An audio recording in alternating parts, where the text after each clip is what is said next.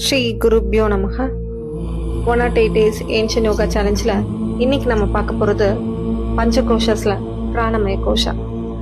அன்னமய கோஷா தாண்டி அடுத்த லேயர வர்றது தான் பிராணமய கோஷா. பிராணன், உயிராற்றல், வைட்டல் ஃபோர்ஸ், உயிர் மூச்சு எப்படி வேணாலும் சொல்லலாம். பிராணன் இல்லாமல் இந்த உயிர் இல்லை. பிராணசக்தி தான் இந்த உடலோட இயக்கத்துக்கும், இந்த உடலோட ரத்த ஓட்டம், உங்களோட சுவாசம், அப்புறம் ஜீரணசக்தி எல்லாத்துக்குமே இந்த பிராணன் அவசியம். இந்த பிராணாவை 5 வகைப்படுத்தலாம். பிராணா, அபானா, வியானா, உதானா, சமானா. அன்னமய கோஷாவையும் மனோன்மய கோஷாவையும் இணைக்கிற ஒரு பாலமா இருக்கிறது தான் இந்த பிராணமய கோஷா. Pranic energy. பிரசன்ன உபனிஷத்துல பிராண சேதம் வசே சர்வம்னு ஒரு லைன் இருக்கு.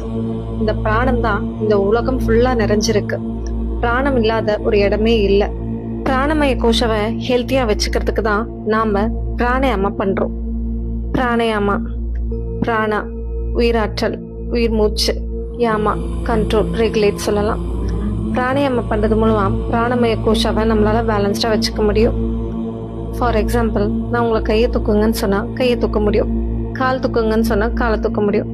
பட் நீங்க சாப்பிட்ட ஃபுட்டை டைஜஸ்ட் பண்ணாதீங்கன்னு சொன்னா கண்டிப்பா முடியாது. ஏன்னா அது இன்வாலண்டரியா நடக்கிற ஒண்ணு. பட் ப்ரீதிங் இன்வாலண்டரியா நடக்கிற ஒண்ணு நம்மளால வாலண்டரியா கண்ட்ரோலும் ரெகுலேட்டும் பண்ண முடியும். மூச்சை கொஞ்ச நேரம் அடக்கவும் முடியும், மூச்சை இழுத்து விடவும் முடியும்.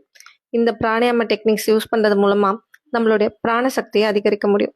இந்த பிராணசக்தி தான் நம்மளுடைய உயிர் சக்திக்கு ஆதாரம். இந்த வீடியோ இன்ஃபர்மேட்டிவா இருந்தா லைக் பண்ணுங்க. இந்த இன்ஃபர்மேஷனை ஸ்ப்ரெட் பண்ணணும்னு நினைச்சீங்கன்னா ஷேர் பண்ணுங்க.